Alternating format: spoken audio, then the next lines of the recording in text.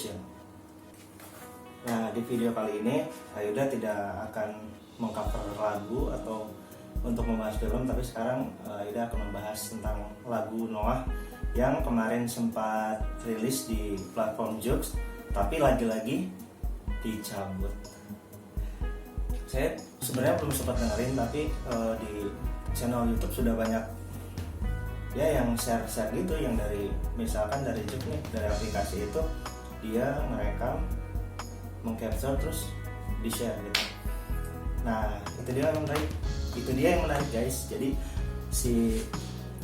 setelah saya melihat postingan Boril semalam, dia sepertinya agak marah gitu, agak kecewa gitu guys. Jadi apakah dengan pembajakan seperti ini Noah akan berhenti berkarya? Apakah dengan pembajakan seperti itu musisi sekelas Ariel Noah sudah malas untuk membuat karya, untuk meluncurkan karya-karya lagi? Kita sekarang berada di zaman yang serba digital gitu guys. Jadi ya gimana ya, kalau misalkan sudah beredar di dunia digital, dunia internet itu sudah tidak bisa dibendung lagi gitu. Yang namanya bisa direkam, dirender, bisa di capture gitu kan, ya susah juga sih gitu. Nah, jadi pertanyaan seperti ini guys, kenapa si lagu yang sudah dirilis tersebut dicabut kembali sama pihak Noah gitu, sama pihak musika?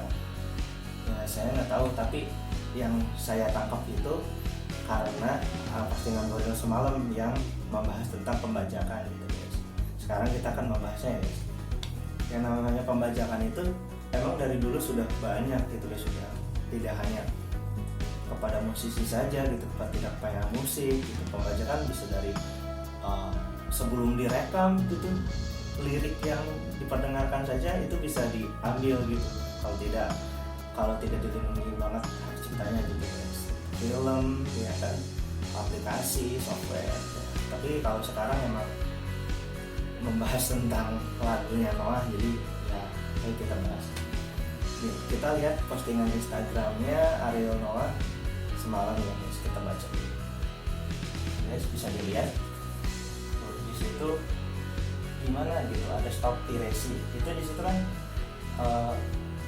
namanya itu kaset bajakan, tapi dia menyempilkan gitu suatu slogan stop piracy. Piracy itu kan pembajakan, dia membajak tapi menyempilkan slogan stop pembajakan. Kata Boril kurang gila. Segila apa sih mereka? Saya tidak tahu. Jadi kata Ariel ini tidak benar gitu. Saya bacakan ya guys. Ariel Instagram ini sudah disukai, ini sudah di like sekitar 63.270 followers. Ariel Instagram udah gak zaman sih memang ada CD, tapi tetap aja nyebelin. Gak usah pakai alibi rezeki orang kecil dagang CD bacakan di jalan. Puluhan pegawai musika di bagian gudang CD yang kena PHK gara-gara penurunan penjualan CD asli juga orang kecil. Supir-supir bagian distribusi yang kena PHK juga orang kecil. Kalau melihat musik Noah atau dia lain baca, jangan hanya membandingkan dan dengan kesejahteraan si pemusik tersebut. Ada banyak orang yang ikut serta di situ. Catatan, yang produksi CD dibacakan gak mungkin orang kecil, modalnya pasti besar. Dengan kondisi tidak banyak perubahan situasi pembajakan di Indonesia, sepertinya hanya satu jalan keluar, pembelinya yang harus ada. Kalau gak ada yang beli kan ntar bangkrut juga yang bajak. Kalau yang bajak gak bangkrut berarti masih banyak yang beli. Jadi males ini nyelesain satu lagu lagi. Lo gak tahu berapa dus itu kopi Torabika gue habisin buat begadang bikin lagu. Sudahlah, saya mau tidur. Nah itu dia guys. Jadi ya saya mengerti banget di situ ya gitu. Jadi si Ariel ini, Boril ini dia udah kayak aduh gitu. Bikin lagu itu capek guys gitu. Ini saya aja nih jujur saya sebagai sahabat Noah gitu ya, nungguin karya Noah itu bertahun-tahun gitu. Dari album pertama itu ya mungkin ada album selingan nih. Album pertama kan seperti seharusnya, terus ada selingan Second Chance, terus ada Sings Legends, terus ada single-single lain yang di luar album Noah yang benar-benar pure album gitu. Berapa tahun? 5 tahun lebih lah. Ya kan, jadi bikin lagu itu susah gitu. Jadi yang gue rasain sama yang gue tangkap yang dari Boril rasain itu, dia kecewa gitu guys. Ya gitu kan, banyak orang yang misalkan bilang kan kalau misalkan CD mahal gitu, tapi sebenarnya si Boril ini nggak membahas dari masalah segi mampu atau tidaknya gitu. Jadi lebih ke menghargai gitu, menghargai karya dia gitu. Emang bener sih gitu, udah kerasa banget itu. Dulu nyari CD asli itu masih banyak, kayak di Stara gitu, kayak di store-store di mall itu masih banyak gitu. Kesini tutup, ya itu udah kerasa juga gitu. Dampak negatif dari pembajakan tersebut guys gitu. Orang yang biasa kerja di industri musik, kempakin CD, yang distributor yang buat nganter-nganter ke mall-nya, ya itulah pokoknya banyak yang dirugikan gitu. Itu yang Boril ungkapin seperti itu guys. Jadi jangan menganggap Boril terlalu lebay nih, orang dari dulu juga pembajakan udah ada kok. Nah di sini nih uniknya guys. Jadi saya lihat komentar juga, tapi ntar saya lihat dulu ya guys komentar yang dari Instagramnya. Ini guys lihat, di sini ada ya adalah netizen gitu ya. Saya samakan lah namanya. Jadi dia bilang seperti ini guys: susah ketika seni mau diuangkan, udah bukan seni lagi namanya, bakal runyam urusannya ketika kita bikin kreasi seni tapi gak rela diuangkan orang lain.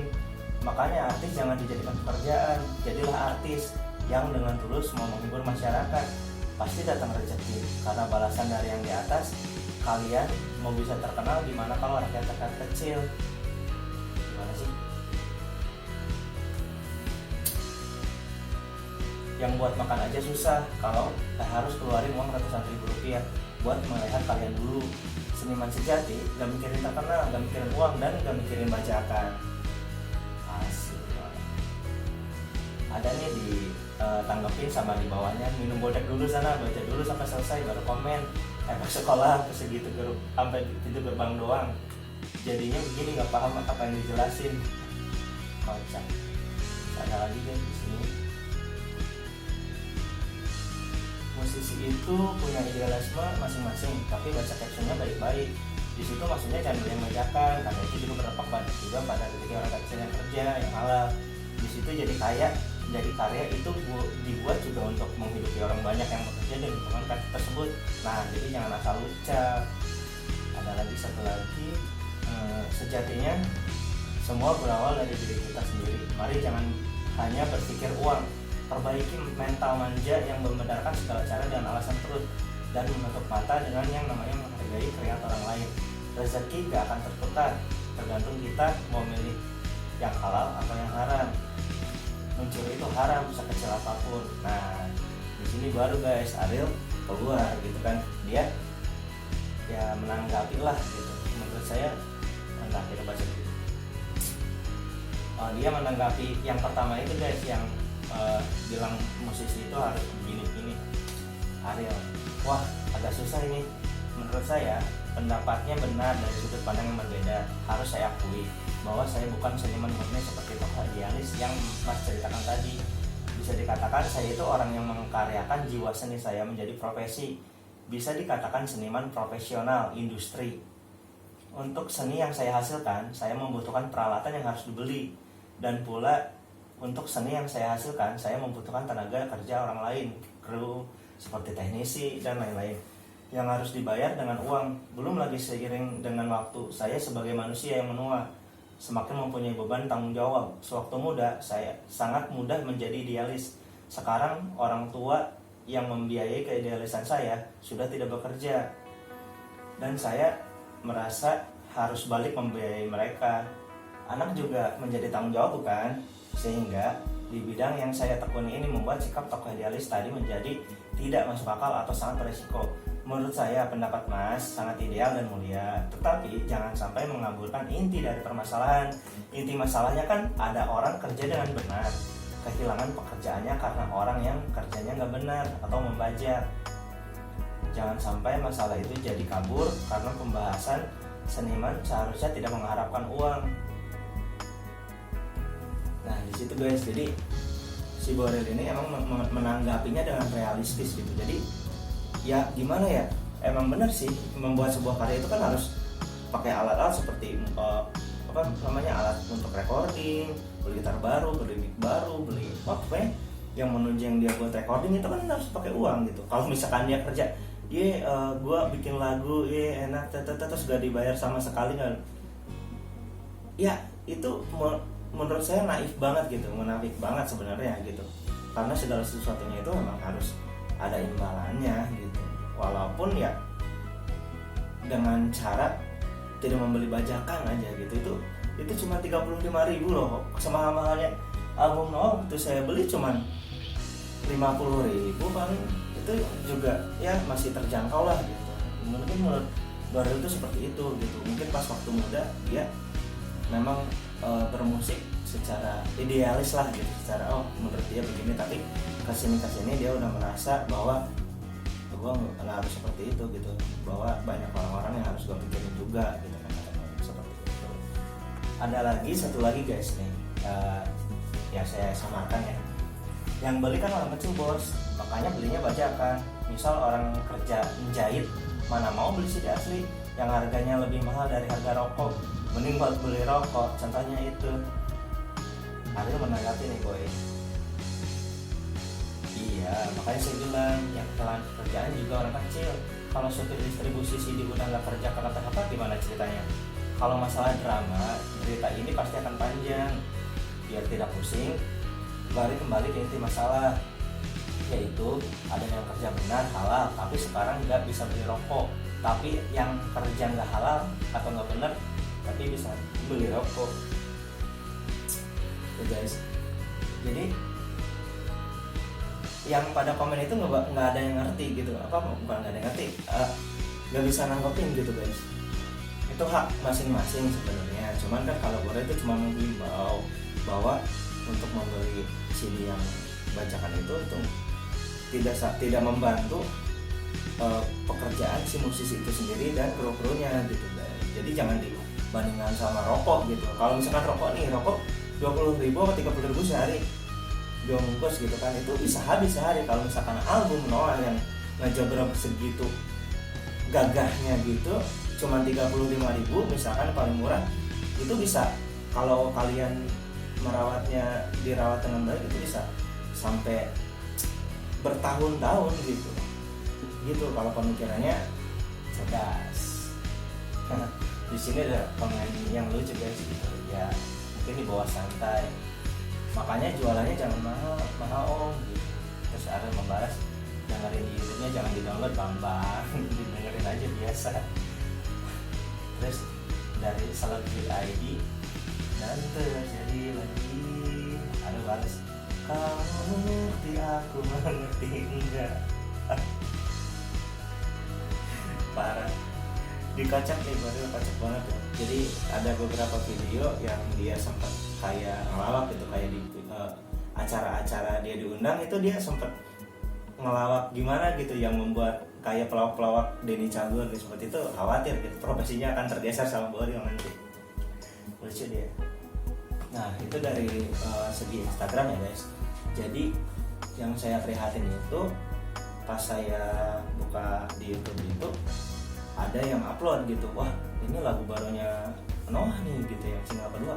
Tapi saya sebagai sahabat Noah jujur saya nggak tahu gitu bahwa akan ada rilis lagu single kedua dari second albumnya Noah gitu. Saya nggak ngerti gitu, jadi saya kaget gitu kan. Saya play sebentar, oh emang benar ternyata lagu rilisannya Noah gitu.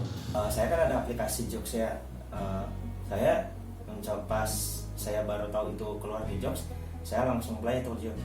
Tapi kok saya lihat kok nggak ada gitu, udah dihapus, kenapa gitu, kok ditarik lagi gitu.